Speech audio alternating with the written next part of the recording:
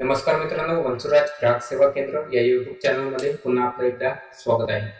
मित्रांनो, पीएमजी दिशा जो कोर्स आहे जो सीएससी कडनं राबवला जात आहे, याचं जे रजिस्ट्रेशन आहे ते नेमकं कसं करायचं आजच्या या व्हिडिओमध्ये आपण पाहणार आहे. मित्रांनो, याचं जे अप्रुव्हल असते ते आपले डिस्ट्रिक्ट कोऑर्डिनेटर किंवा जे आपले डिस्ट्रिक्ट मॅनेजर असतात याच्याकडे असते. अप्रूव्ह करणं ते सेंटर आपलं पीएमजी दिशेचं. याच्यासाठी नेमकं कसं अप्लाय करायचं आजच्या व्हिडिओमध्ये आपण पाहणार आहे. तर जास्त वेळ न घालवता चला व्हिडिओ सुरू करूया. तर सर्वात पहिले आपल्याला आपली जी सीएससी ची वेबसाईट आहे त्या वेबसाईटवरती जायचं आहे. तेथे टाईप करायचं आहे सीएससी लॉगिन. याच्यानंतर बघा आपल्या एक नंबरवरती डिजिटल सेवा पोर्टल ही जी वेबसाईट आहे ती येईल, तिथे दिसेल. त्याच्यावरती क्लिक करून आपल्याला आपल्या सीएससीच्या वेबसाईटवरती जायचं आहे. सीएससी लॉगिन करायचं आहे. याच्यानंतर तुम्हाला असं इंटरफेस दिसेल. याच्यामध्ये तुम्ही तुमचा सीएससी आयडी जो असतो तो इथे टाकायचा आहे आणि त्याच्यानंतर पासवर्ड, त्याच्यानंतर जो कॅप्चा कोड आहे तो इथे टाकून तुम्हाला इथे लॉगिन करून घ्यायचा आहे. त्याच्यानंतर तुम्हाला इथे वरती सर्च बार मध्ये जायचं आहे. सर्च बार मध्ये तुम्ही पीएमजी फक्त टाईप करा. इथे तो सजेस्ट करेल तुम्हाला पीएमजी दिशा. पीएमजी दिशा तिथे निवडायचं आहे. निवडल्यानंतर आता इथे ऍड ट्रेनिंग सेंटर हे असं ओपन येईल. पीएमजी दिशेवर क्लिक केल्यानंतर ऍड ट्रेनिंग सेंटर मध्ये बघा इथे याच्यामध्ये तुम्हाला व्हीएलई लोकेशन डिटेल्स हा जो रकाना आहे तो पूर्णपणे भरून घ्यायचा आहे. याच्यामध्ये तुमचं जे स्टेट आहे ते ऑटोमॅटिकली येथे येईल. याच्यानंतर तुमचा जो जिल्हा आहे तो तुम्हाला इथे निवडायचा आहे. याच्यानंतर तुम्हाला तुमची तहसील येथे निवडायची आहे आणि याच्यानंतर जे पंचायत आहे येथे लक्षात ठेवा, जे पंचायत आहे ते तुम्ही तुमच्या मताने सिलेक्ट नका करू. याचं कारण असं की जे हे पंचायत आहे हा जो पीएमजी दिशा कोर्स राबवला जात आहे याच्या आधी आपल्या इथे कोणी हा सर्वे केला आहे का, किंवा आपल्या गावातील जेवढे काही आजूबाजूचे आपल्या क्षेत्रातील लोक आहेत त्यांनी हा कोर्स कोणत्या ना कोणत्या ठिकाणी सेंटरवरती केलेला आहे हे आपल्याला माहीत नसते. म्हणून हे चेक करण्यासाठी आपले जे डिस्ट्रिक्ट कोऑर्डिनेटर किंवा मॅनेजर असतात त्यांच्याकडून एक वेळा कन्फर्म करून घेणं गरजेचं असते. कारण याच्यामध्ये आपण जर आपल्या मताने आपली पंचायत निवडली तर आपलं येथे खूप मोठं नुकसान होऊ शकते. तर मी तुम्हाला प्रेफर करेन की आपले जे डिस्ट्रिक्ट मॅनेजर आहेत त्यांच्याशी संपर्क साधा, त्यांना विचारा कोणती पंचायत टाकायची आहे आणि त्याच्यानंतर कोणतं गाव येथे टाकायचं आहे. त्याच्यानंतर तुम्हाला डेमोग्राफिक टाईपमध्ये तुम्ही शहरी भागात येता की ग्रामीण भागात येतात हे इथे माहिती द्यायची आहे. इथून हा एवढा चॅप्टर समाप्त झाला. व्हीएलई डिटेल्स. व्हीएलई डिटेल्स मध्ये तुम्ही तुमचं पूर्ण नाव, याच्यानंतर तुमचा जो ईमेल आयडी आहे तो इथे पूर्ण टाकून द्यायचा आहे.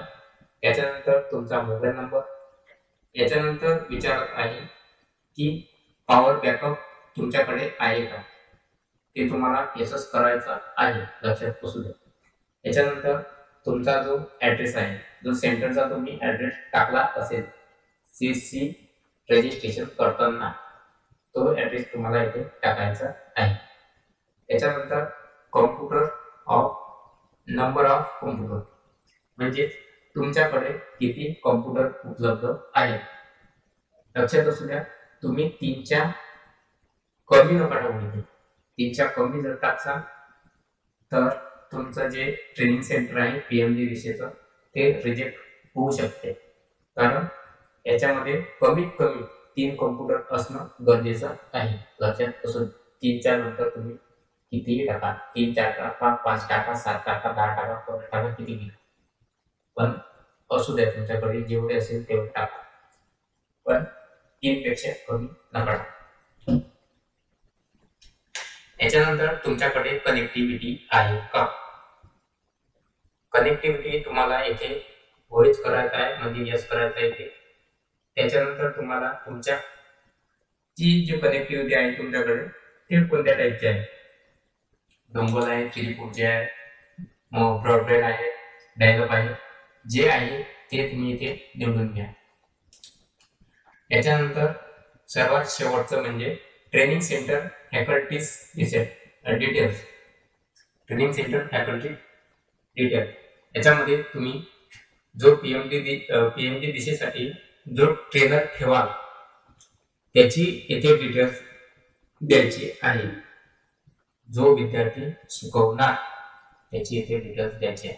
त्याच्यामध्ये त्याचं नेममध्ये त्याचं संपूर्ण नाव, mobile number, email ID, qualification, जेवढं शिक्षण झालं असेल ते तेवढं तुम्ही इथे शिक्षण देऊ शकता. आणि सर्वात शेवटचा पॉईंट म्हणजे ॲफिडेव्हिट. ॲफिडेव्हिटमध्ये खूप मोठा प्रॉब्लेम येते. खूप जणांना कन्फ्युजन असते. ते कन्फ्युजन मी आज तुमचं दूर करून देतो. तर बघा इथे सर्वात वरती आहे ना डाउनलोड ॲफिडेव्हिट फॉर्म जो आहे तो तुम्हाला इथे प्रिंट करून घ्यायचा आहे. याच्यानंतर तुमच्या क्षेत्रामध्ये बघा कुठेतरी कोर्ट असेल, कलेक्टर ऑफिस असेल, तिथे स्टॅम्पचं एक ऑफिस असेल, तिथून तुम्हाला स्टॅम्प द्यायचा आहे 50 रुपये किंवा 100 रुपयाचा. त्या स्टॅम्पवरती आपलं पहिलं जे पान आहे, हे जे ॲफिडेव्हिटचं पान आहे ते तुम्हाला इथे हे प्रिंट करून घ्यायचं आहे आणि त्याची नोटरी तुम्हाला इथे करून घ्यायची आहे. ती नोटरी कशा प्रकारची करायची आहे ते मी तुम्हाला इकडून दाखवून देतो. ही जी आहे अशा प्रकारची नोटरी तुम्ही इथे करू शकता. तुम्हाला करायची आहे अशा प्रकारची. याच्यानंतर मी ही जी नोटरी आहे हा फक्त समोरचा भाग जो आहे तो इथे फोटो काढून इथे अपलोड करत आहे. मी फक्त हे एज्युकेशन पर्पजसाठी हा व्हिडिओ बनवत आहे. तर फक्त मी पहिलं पान इथे अपलोड करत आहे जे नोटरी करून आणलेलं आहे. याच्यानंतर मी अपलोड करून देतो. अपलोड केल्यानंतर बघा आपल्याला इथे I agree to share my digital Seva portal information under PMD Disha येथे टिक मार्क करून द्यायचा आहे आणि ॲड अ बटन वरती क्लिक करायचं आहे. ॲड बटन वरती क्लिक केल्यानंतर बघा तुम्हाला असा एक मेसेज येईल. तुमच्या डॅशबोर्डवरती एक कॉंग्रॅच्युलेशनचा मेसेज येईल आणि त्याच्या खाली registration successful, please check your email ID असा मेसेज येईल. आणि तुम्हाला आता इथे वाट पाहायची आहे का किती वेळेमध्ये हा आपला जो पीएमडी दिशेचा ID आणि पासवर्ड आपल्याला मिळतो तर चेक करायचा. अशा प्रकारे जे आहे तुम्ही इथे पीएमडी दिशेचं रजिस्ट्रेशन करू शकता आणि भरपूर इथे पैसे कमवू शकता. जे पैसे आहे ते 300 रुपये पर विद्यार्थ्याने आपल्याला मिळणार आहे. तुम्हाला माहितच असेल. बाकी भेटूया नेक्स्ट व्हिडिओमध्ये. तोपर्यंत नमस्कार.